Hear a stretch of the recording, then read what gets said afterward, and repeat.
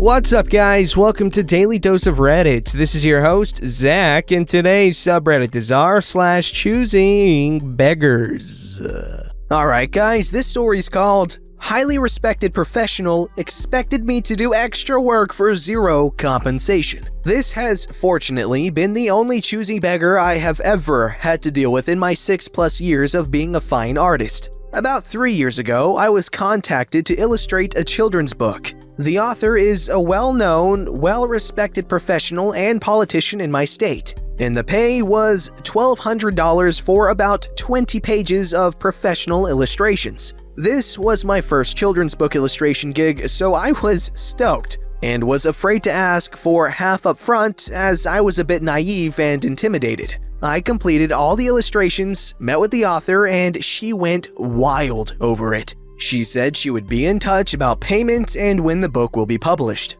Fast forward about 5 months, she finally reaches out to say that the book wasn't able to get published and that she is upset as she was looking forward to it. So I'm like, oh, that sucks, but I'm still gonna be paid, right? Nope, she wasn't going to pay me. I should have stood my ground and been adamant about getting paid, but I was a young artist and didn't want to burn a bridge with an accomplished author and professional. So I remained civilized and chalked it up as a learning experience. I really should have cut my ties with this woman right then and there. Well, back in January, I was contacted to illustrate a political children's book for her. It really wasn't my kind of thing, but I agreed because I am now more experienced and not afraid to stand my ground and demand I get paid. The gig was $1,000 for 20 pages of artwork. Cool, but this time, I demanded half up front and the other half when I complete the drawings. She agrees and I get paid 500 cold, hard buckaroonies.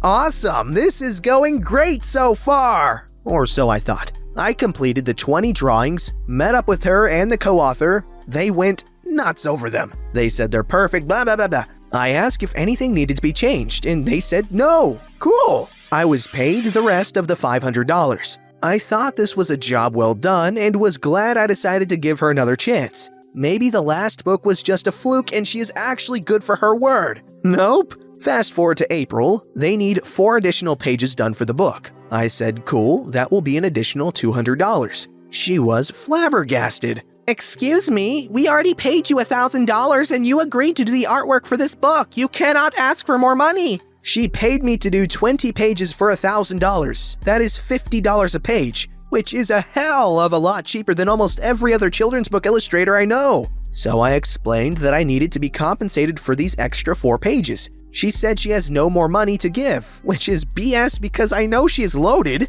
and that without these 4 drawings, we will not be able to complete the book. Again, stupid me, not wanting to burn a bridge with this well-known woman, obliged and decided to create the extra 4 pages. She was happy, cool, whatever, I still got $1,000 and another publication under my belt. This, however, was not the end. In August, she asked me to change 2 of the drawings I had already done. Now remember, I asked her back in January if anything needed to be changed and she said no, they're perfect. I was traveling during this time and wouldn't be able to complete them until October, and that I would only do them for $100. She surprisingly agreed to these stipulations. I come home, I get the artwork finished and let her know it's done and tell her to please send over $50 before I email the artwork to her, as I had a feeling she wasn't gonna pay me. I wait, and wait, and wait, and wait. No response. Until this evening. I got a text from her stating that she has not received my artwork and wondered where it was.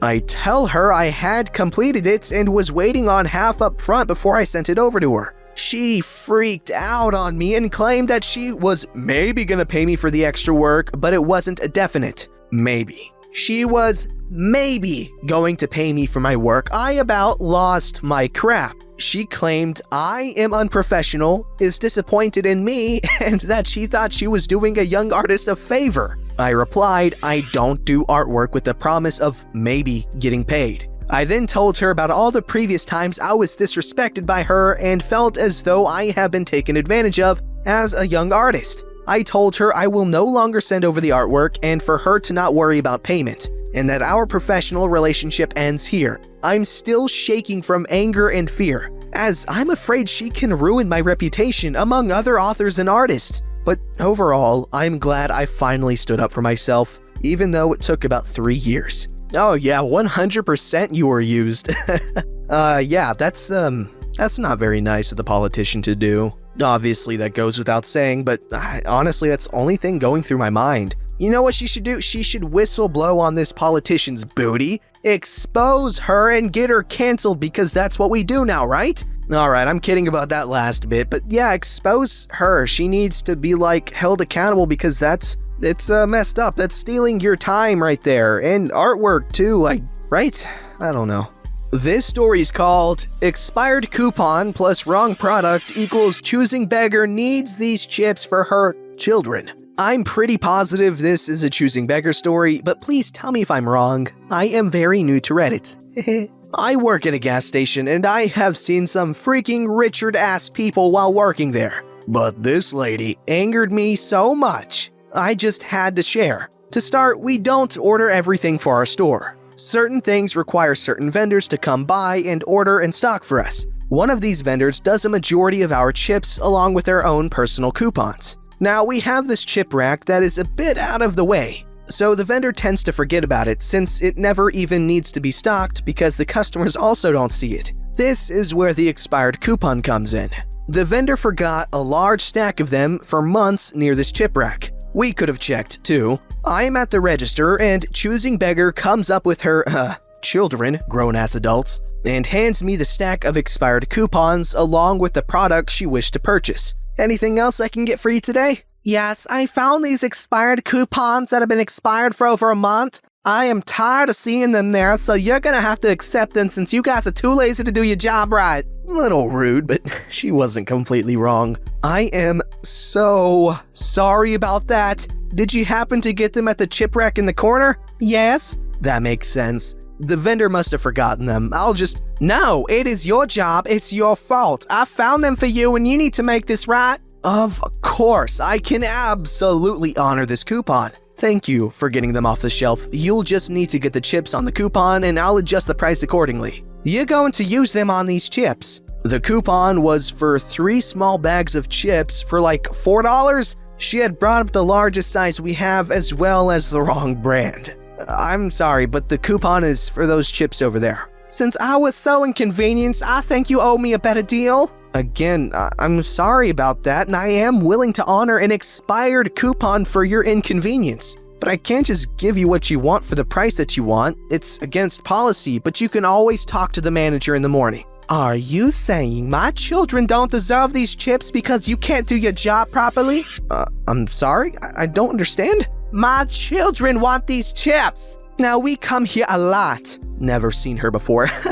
And I don't think you want to lose me or my children as customers, so just take the coupon. I am willing to take the coupon, but for the right product. This is getting ridiculous. You won't honor my coupon, you won't accept blame, and you don't care about my children. I don't want them anymore. You can keep your coupon. I'll just buy the rest of my things then. She proceeds to buy all this candy and cookies with an EBT card, complained about how rude I was. I dropped the whole customer service and just freaking went through the motion, and then asked her children what cigarettes they wanted. Pulls out a massive amount of 20s. She clearly didn't need the EBT card, which just pissed me off even more, and she gives me her cigarette order. Of course, I needed an ID from all of them, and that's basically when she lost it. They're not even smoking them. They're my kids. I'm the one buying. You don't need all IDs. You're just mad because I caught you being bad at your job, blah, blah, blah, blah, blah.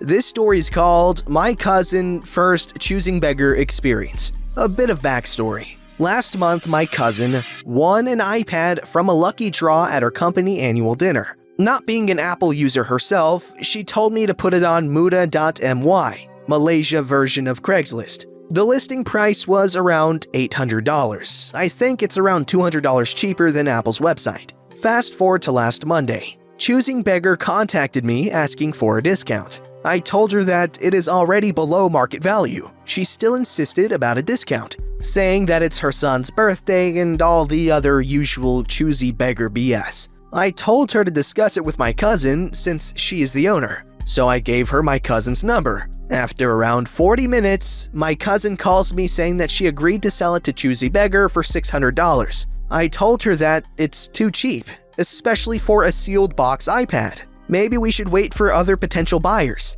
She said that she felt sorry for Choosing Beggar, and she doesn't really care about the price, and she also agreed to send it to Choosing Beggar, who lived 150 kilometers away from our town. She asked me if I can drive her there because she was really scared to go alone. Luckily, the town that Choosing Beggar lives in is near my parents' house. Yesterday, we arrive at said town. My cousin calls Choosing Beggar and asks her to meet us at a restaurant. Then Choosing Beggar arrived. She was this generic Malaysian version of a Karen. Scarves that doesn't cover her hair, big gold necklace, fake Gucci sunglasses, and with her is her son, nice kid, around 15 I think. After a few minutes of talking, my cousin hands the iPad to Nice Kid. Nice Kid opens the box and he looks really happy about it. Here is some conversation that I remember. "Why would you sell this for that price?" "I won it from a lucky draw, and I hear that your birthday is next week, so I want to help your mother." "Ah, thanks. Mom, I really like it." Looking at Choosing Beggar, Choosing Beggar looks at us with some rage and with a high-pitched tone says, "So you got this for free? Why didn't you sell it to me at a high price? Are you trying to scam me?" It's not a scam, ma'am. Plus, it's already $400 cheaper than Apple Store." "But she got it for free, so she should just give this to Nice Kid." "No! My cousin won this, not Nice Kid, not me, and certainly not you. If you want it, then you have to pay for it. If not, we will leave." At this point, my cousin is shocked with what happened, and I can see Nice Kid starting to lower his head. "But ma'am, we already agreed with the price. I even came all this way to hand it over to you personally." Choosing Beggar while standing up, "You got this for free! You tried to sell me something you got for free! You are scamming me and my son!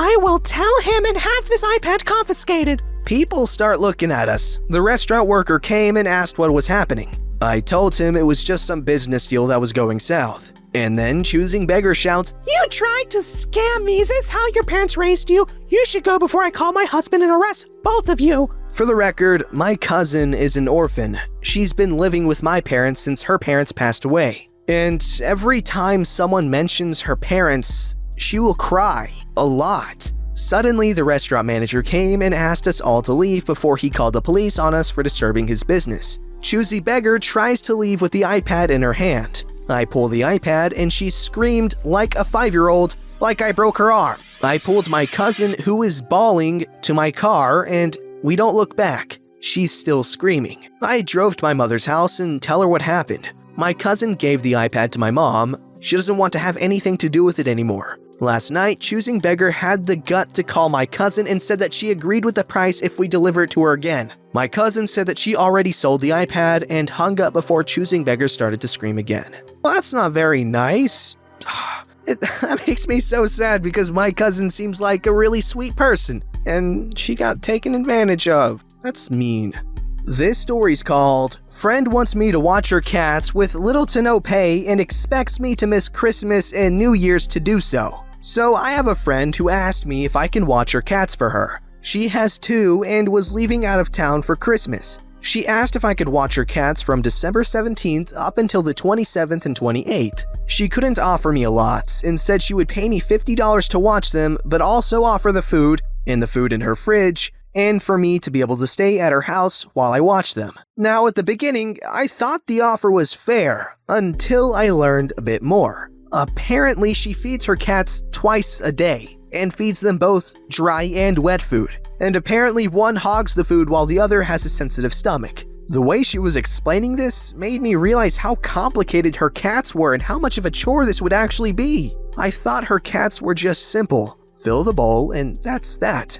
I was wrong. And now where the issue comes in is I don't have a car and I live in a big city. And for me to go back and forth to her place to feed cats would be a lot of money to take the bus and a lot of time. Almost 4 hours of back and forth each time and $8 in bus fare a day. Now, here is the issue. Originally, I wasn't going back home for Christmas, but on Christmas, I'd still like to see my mom, and leaving her house in the morning to take the bus to her place to feed the cats, then go back home, then go back again to feed the cats at night would be a pain. But I would have still done it if that's the only time I had to do that. Now, here's where I'm angry. Last night, said friend messages me and asks me if I'm okay with her now extending her vacation until the 2nd of January, after New Year's, and I stated it shouldn't be much of a problem, but I asked if there's a way I can feed her cats once a day instead of 2. In my head, just leave the food out, but she explained that her cats have sensitive stomachs and food can't be left out, etc. At this point, I try to explain that this doesn't seem like an easy job at all on my part, and it's gonna cost me almost $8 in bus fare a day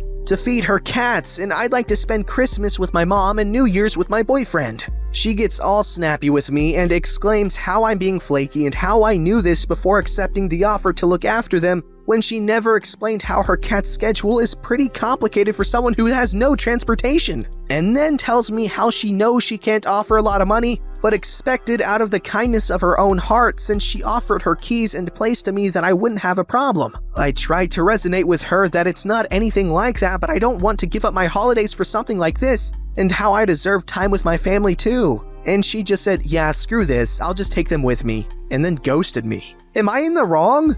I feel bad because I wanted to help her, but I didn't realize her cats needed so much care.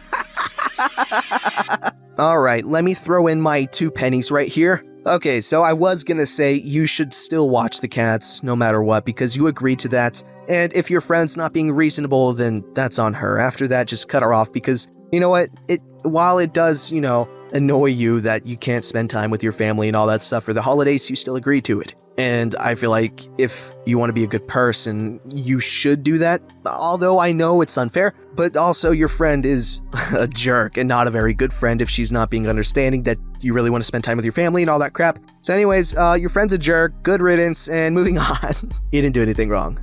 Don't forget to like, subscribe, and hit that bell to never miss an episode.